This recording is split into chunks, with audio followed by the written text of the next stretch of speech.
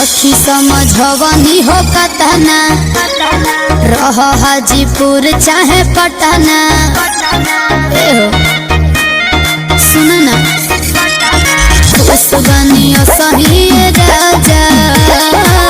रुपया का होई बोला तना फूल जस दिलवा के तूर गइले हमर राजा जहाजिया से उड़ गइले हमर राजा जहाजिया से उड़ गइले।